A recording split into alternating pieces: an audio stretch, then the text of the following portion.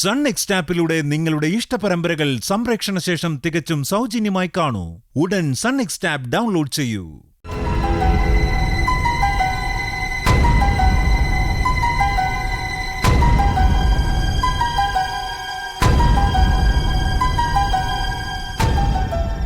Bullet വരുന്ന ശബ്ദം കേൾക്കുന്നുണ്ട്.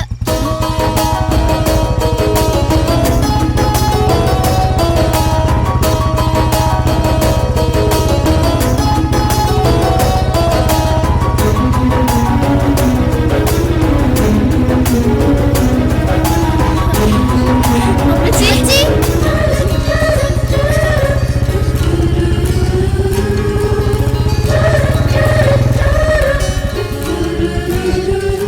ഏഞ്ചൽ ചേച്ചി വരുന്നു.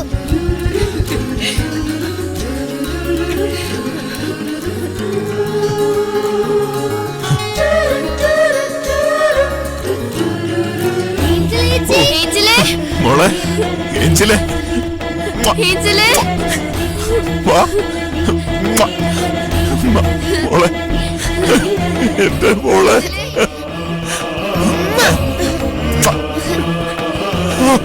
എന്റെ മാതാവേ, എന്റെ മോള്,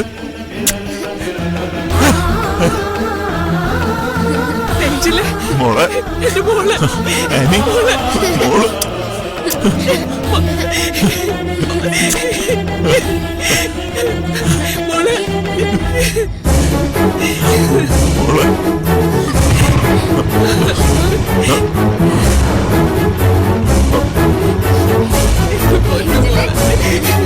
ശ്യാമലെ, എങ്ങനെയത് സാധിച്ചടോ? ലോകത്തൊരു സഹോദരനും ചെയ്യാൻ ഇഷ്ടപ്പെടാത്തൊരു കാര്യം എനിക്ക് ചെയ്യേണ്ടി വന്നു. ചേച്ചിക്ക് 2 സ്ലീപ്പിംഗ് പിൽസ് കൊടുത്തു.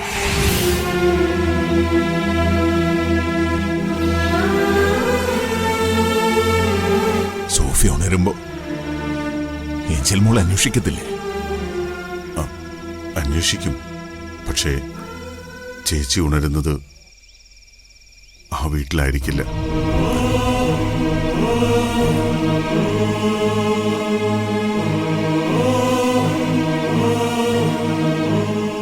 ഞങ്ങളിവിടുന്ന് പോവാ. പോവേ? എങ്ങോട്ടു? വീട് മാറുന്നു, കുറച്ച് ദൂരത്തേക്ക്. ഇവിടെ ആവുമ്പോ സോഫി ചേച്ചി എല്ലാവർക്കും ഒരു ശല്യ.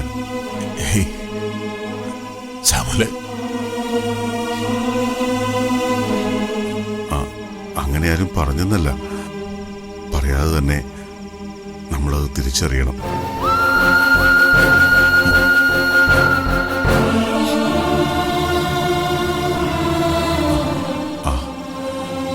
ജോൺസൺ വിഷമിക്കണ്ട, എല്ലാവരുടെയും നന്മയ്ക്ക് വേണ്ടിയത്.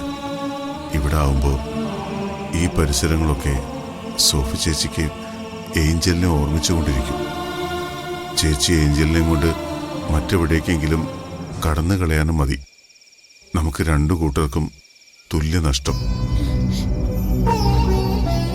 ചേച്ചി ഉണരുന്നത് പുതിയ വീട്ടിലായിരിക്കും.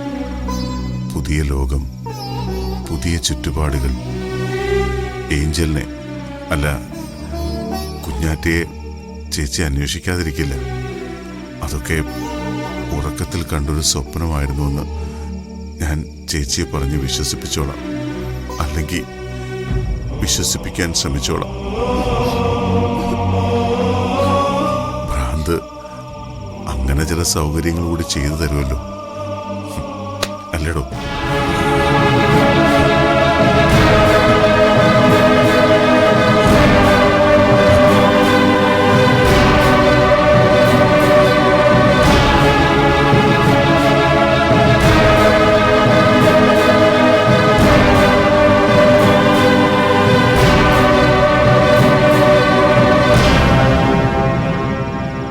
സൂക്ഷിക്കാൻ ഏൽപ്പിച്ച നിധി കൈമാറിയിട്ട് സാമൂലും കുടുംബവും പോകുവാണാനി. സോഫി ചേച്ചി മനസ്സിലും ശരീരത്തിലും ഏൽപ്പിച്ച മുറിവുകൾക്ക് ഈ സഹോദരൻ ക്ഷമ ചോദിക്കുക.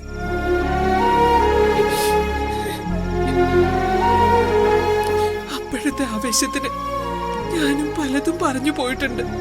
പക്ഷെ സാമുവലും കുടുംബവും ചെയ്തു തന്ന സഹായങ്ങളും മറന്ന ഞാനൊരു മനുഷ്യ സ്ത്രീ അല്ല. പ്രത്യേകിച്ചും ഇച്ചായി ജയിലിലായിരുന്നപ്പോ സോഫി എന്റെ സഹോദരി തന്നെയാ. സോഫിയമ്മയ്ക്ക് വേണ്ടി മോള് പ്രാർത്ഥിക്കണം. സാമങ്കളെ വിഷമിക്കണ്ട, സോഫിയമ്മയുടെ അസുഖം വേഗം മാറും.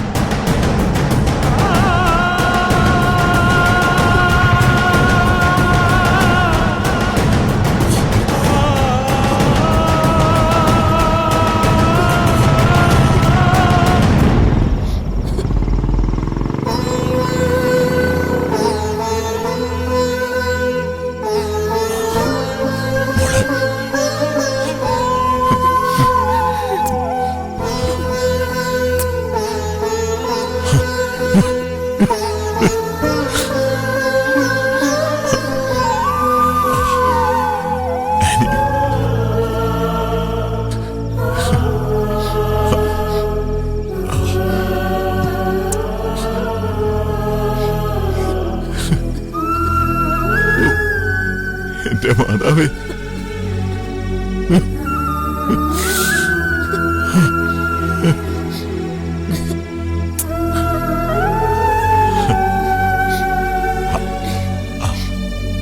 കരയണ്ട.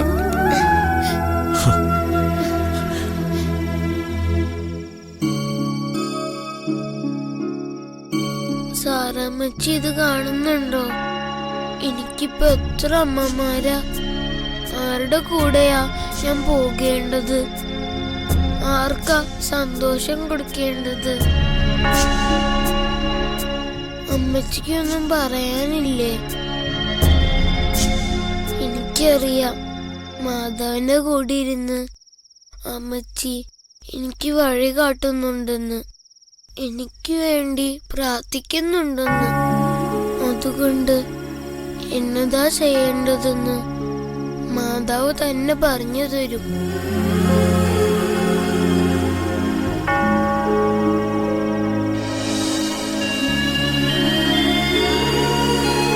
കിടക്കാനായില്ലേ ഏഞ്ചൽ മോളെ? ആഹാ, പ്രാർത്ഥനയില്ല. വന്നേ കിടക്കാം. ഞാനിവിടെയല്ല അനിയമ്മേ കിടക്കേണ്ടത്. ഇന്നൊരു ദിവസം നീ എന്റെ ഇസമോളുടെയും കൂടെ കിടക്കണം.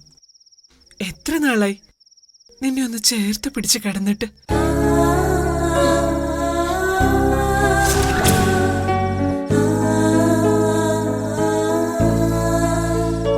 നിനക്ക് ഇവിടെ തന്നെ കിടക്കണമെന്ന്? എന്നാ കിടന്നു. കുറച്ചു നേരം ഞാൻ നിന്റെ അടുത്ത് കിടന്നോട്ടെ. വാ.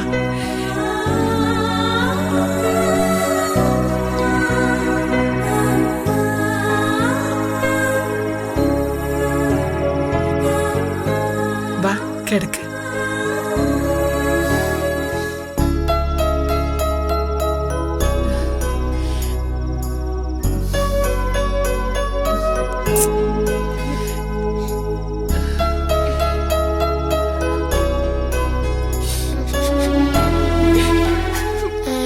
എന്തിനാ കരയുന്നേ? നിന്നെ ഞാൻ വെറുത്തിട്ടുണ്ട്, കഷ്ടപ്പെടുത്തിയിട്ടുണ്ട്, ഉപദ്രവിച്ചിട്ടുണ്ട്. പക്ഷെ ഒരു നിമിഷം കാണാമറിയത്തേക്ക് പോയപ്പോഴാ നിന്റെ വില എന്താണെന്ന് ഞാൻ അറിയുന്നത്. നീ ഈ അമ്മയോട് ക്ഷമിക്കണം. എന്തേ പറയുന്നേ? ഞാനതൊന്നും ഓർത്തു വെച്ചിട്ടില്ല. അമ്മമാരോട് പിണങ്ങോ മക്കള്?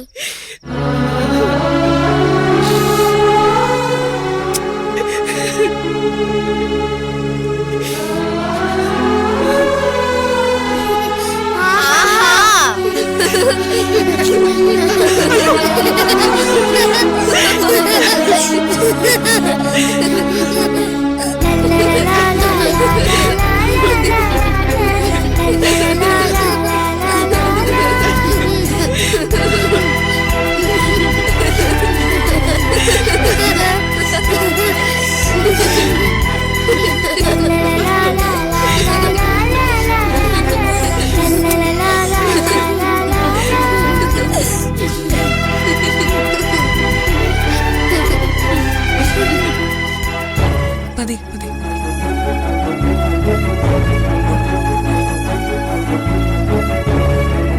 ഒന്നും മറന്നു വച്ചിട്ടില്ലല്ലോ. ചില ഓർമ്മകൾ മാത്രം.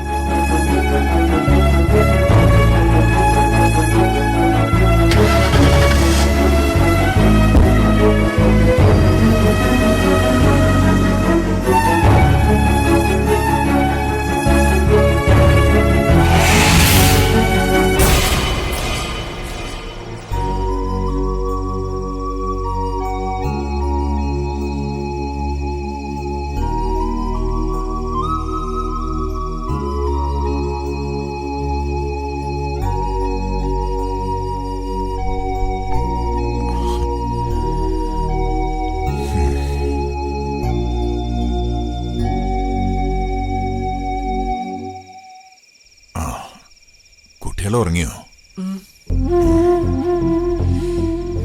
അനി, എനിക്കിപ്പോ എല്ലാം പുതിയതായിട്ട് തോന്നുക. പുതിയ ആകാശം, പുതിയ ഭൂമി, പുതിയ ജീവിതം. സത്യം തന്നെ ചായ. ജീവിതത്തിന് പുതിയൊരു തുടക്കം. വലിയൊരു സന്തോഷത്തിലേക്ക് കൈപിടിച്ച് നടത്തുന്നതിന് മുന്നോടിയായിട്ടാ ദൈവം നമുക്ക് സങ്കടങ്ങളും ദുരിതങ്ങളും തരുന്നതെന്നാ പറയുന്നത്. നമ്മുടെ കാര്യത്തില് അത് സത്യമായി. എല്ലാം കലങ്ങി തെളിഞ്ഞതുപോലെയാ. അങ്ങനെ എല്ലാം ഒന്നും ആയിട്ടില്ല. പോലീസ് സ്റ്റേഷനിൽ കീഴടങ്ങാൻ പോകുന്നതിന് മുൻപ് ഇവിടെ വെച്ച് ഒരു യാത്ര പറച്ചിൽ നടത്തിയത് ഓർമ്മയുണ്ടോ?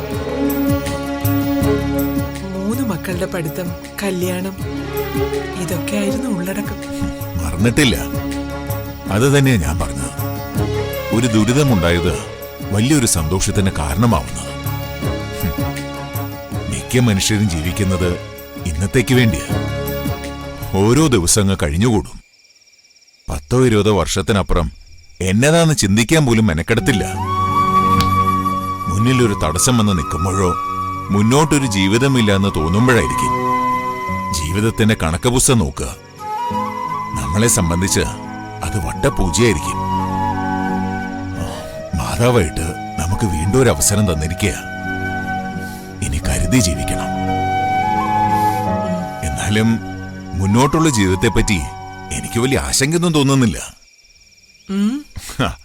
എന്റെ ആനി ഇപ്പൊ വലിയ ബിസിനസ് ഏരിയക്ക് ആയില്ലേ?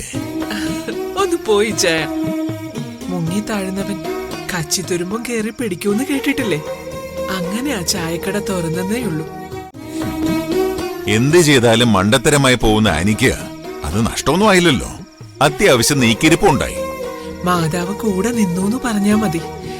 സീരിയലിന്റെ മെസ്സ് മാത്രല്ല, ഇപ്പോ നാട്ടുകാരുടെ നല്ല തിരക്കുണ്ട്. പാഴ്സലും ചെറിയ പാർട്ടികളും ഒക്കെയായി കയ്യിൽ നിൽക്കാത്തതുപോലെ ഓർഡർ വരുന്നുമുണ്ട്.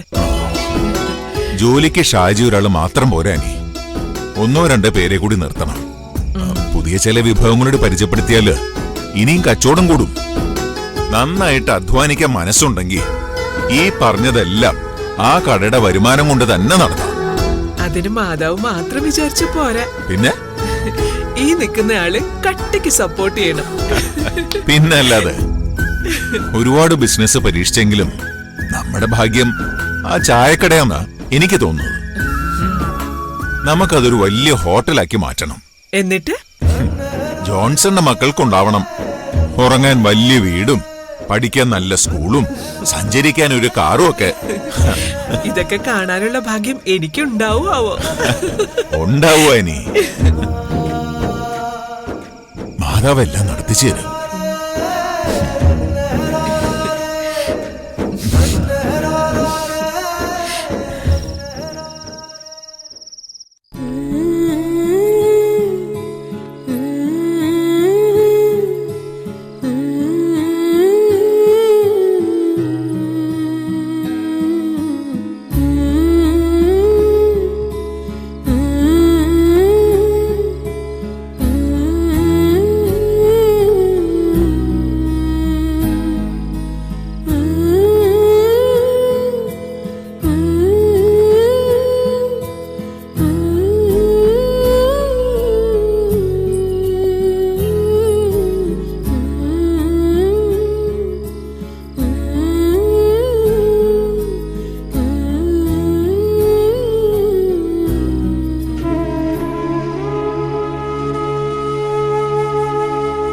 ഇച്ചായന് ഇക്കാര്യത്തിൽ എന്തേലും ഉറപ്പുണ്ടോ?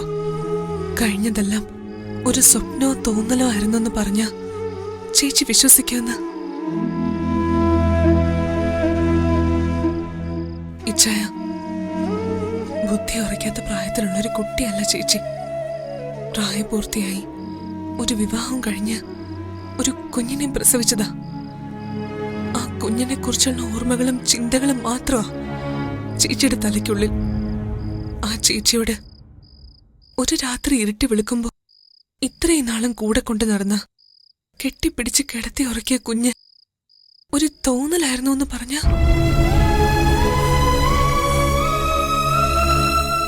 ഞാൻ പിന്നെ എന്ത് ചെയ്യണമെന്നാ നാൻസി പറയുന്നത്? ഇപ്പോഴല്ല, നേരത്തെ ചെയ്യണമായിരുന്നു. ഇച്ചായ, ഇതുപോലത്തെ ഗിമിക്സ് അല്ല, ട്രീറ്റ്മെന്റ് ആണ് ചേച്ചിക്ക് ആവശ്യം. ഏതെങ്കിലും നല്ലൊരു മെന്റൽ ഹോസ്പിറ്റലിൽ കൊണ്ടുപോയി ട്രീറ്റ് ചെയ്യാതെ ഈ പ്രശ്നത്തിനൊരു പരിഹാരം ഉണ്ടാവില്ല.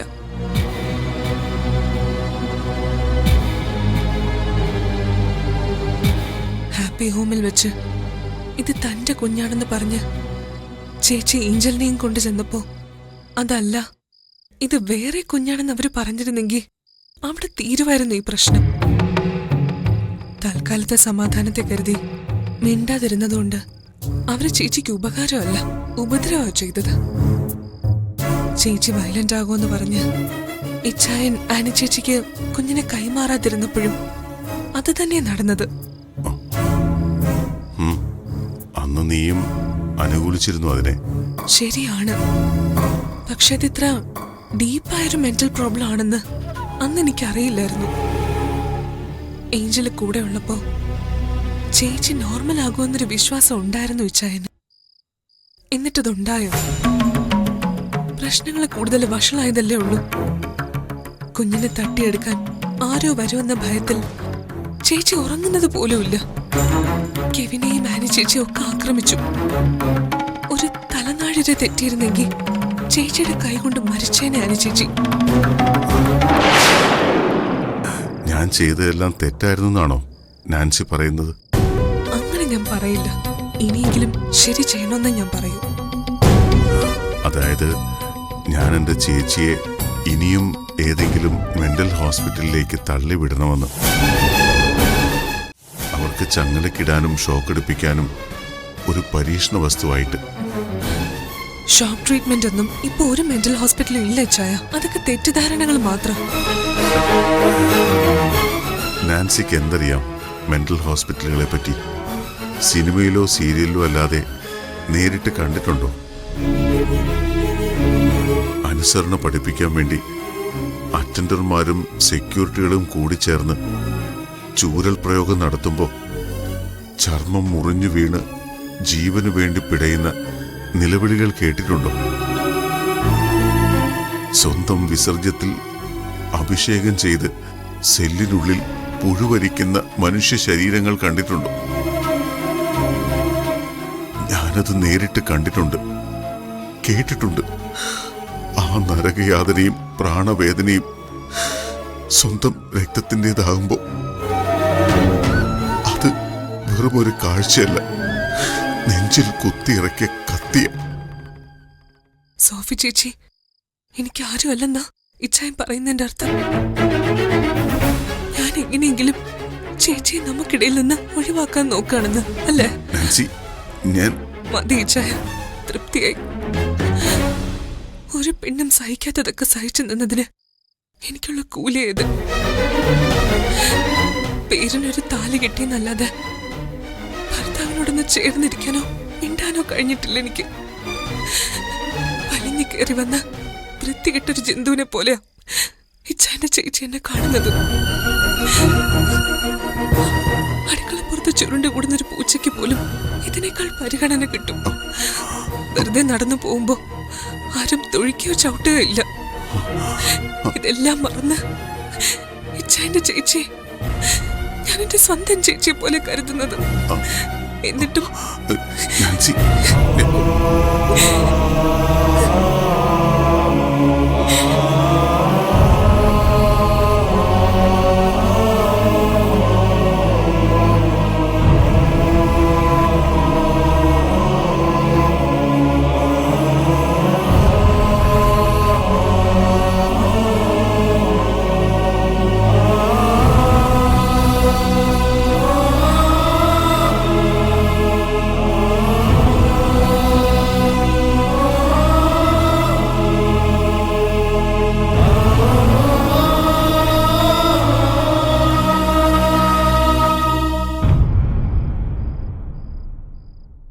കുഞ്ഞാറ്റേ, കുഞ്ഞാറ്റേ,